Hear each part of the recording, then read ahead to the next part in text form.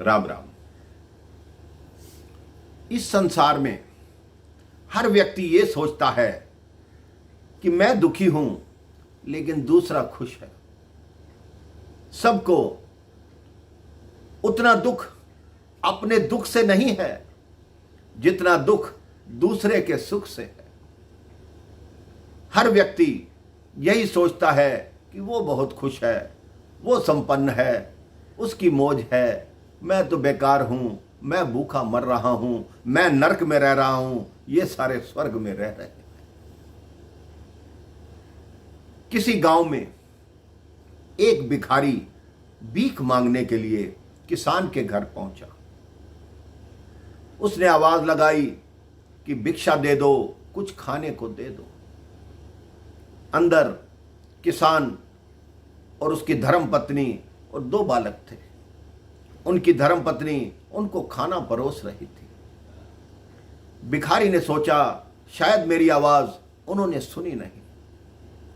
उन्होंने फिर आवाज लगाई कि कुछ खाने को दे दो, मुझे कुछ दे दो। किसान की पत्नी हंसते हुए आई और उसको थोड़ी भिक्षा दे दी। उस भिखारी ने मन ही मन सोचा ये किसान और इसका परिवार कितना सुखी है, कितना खुश है, देखो, और मैं भिखारी हूं, भीख ही मांगता हूं। भिखारी वहां से चला गया। अब किसान की पत्नी ने किसान से कहा ऐसा कीजिए, कल बच्चों के स्कूल की फीस देनी है, हमारे पास पैसे नहीं हैं, 500 रुपये उधार जाकर साहूकार से ले आइए। वो किसान साहूकार के पास पहुंचा। साहूकार से कहा कि सेठ जी मुझे 500 रुपये उधार दे दीजिए, जो आपका ब्याज बनेगा मैं आपको दे दूंगा। साहूकार ने पूरा हिसाब बनाया और उसको 500 रुपये प्रदान किए। किसान यही सोचता आया कि देखो, जीवन है तो साहूकार का, घर बैठा है, कपड़े का व्यापार करता है और पैसे ब्याज में ही मिलते हैं, ऐसा जीवन होना चाहिए। किसान उसको देख के ये सोचने लगा कि मुझसे अधिक सुखी है। वो साहूकार शहर में गया। शहर में जाकर बड़े कपड़े की जो दुकान थी वहां से अपने लिए कपड़े खरीदने लगा। उसने कुछ कपड़े पसंद किए और निकलवाने लगा। इतने में उसका नौकर आया कि सेठ जी 1 लाख का फायदा हुआ, सेठ जी 2 लाख का फायदा हुआ।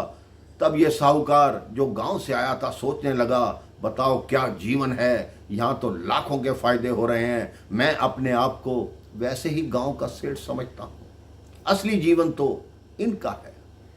वो साहूकार को उस सेठ का जीवन ज्यादा बढ़िया लगा। वो साहूकार यही सोचता सोचता अपने कपड़े लेकर गांव की तरफ चल दिया।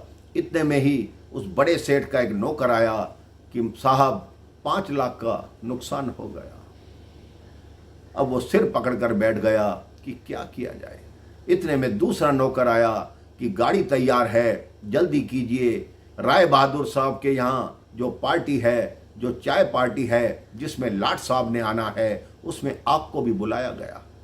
वो बुझे मन से गाड़ी में बैठा और राय बहादुर साहब के घर पहुंच गया। राय बहादुर साहब के घर जाकर देखा उस नगर के बड़े बड़े सेठ आए हुए थे।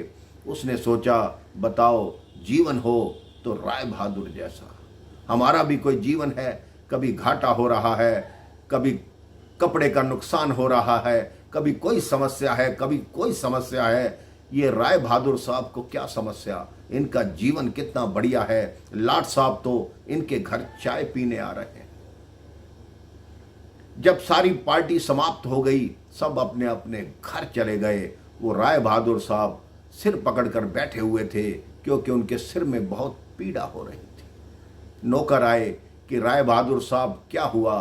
राय बहादुर साहब ने कहा कि दिखावे का जीवन कितना कठिन होता है। लाट साहब को देखो, चुपचाप आए, चाय पीकर चले गए और हम दिखावा ही करते रहते हैं। लोग समझते हैं कि हमारा जीवन बहुत सुखी है, लेकिन वास्तव में हमें कोई सुख नहीं है। कितने घाटों का सामना मुझे करना पड़ रहा है, ये तो मेरा मन जानता है। इतने में देखा कि एक भिखारी सड़क पर गीत गाता हुआ जा रहा था। राय बहादुर साहब ने खिड़की खोली, उन्होंने देखा एक भिखारी अपनी लाठी टेकता हुआ गीत गाता जा रहा है। राय बहादुर ने कहा, सबसे सुखी जीवन इस संसार में इस भिखारी का है, जिसको न कमाने की चिंता है न खर्च करने की चिंता है। इसको तो आज भर का भोजन चाहिए, कल के लिए जोड़ना नहीं, रहने का ठिकाना बनाना नहीं। आप जानते हैं वो भिखारी कौन था? वही भिखारी था जो उस किसान के घर भिक्षा मांगने गया था। आप सोचिए, ये संसार एक चक्र है। हर व्यक्ति ये सोचता है कि वो सुखी है, वो सोचता है मेरे से ऊपर वाला सुखी है, वो सोचता है मेरे से ऊपर वाला सुखी है।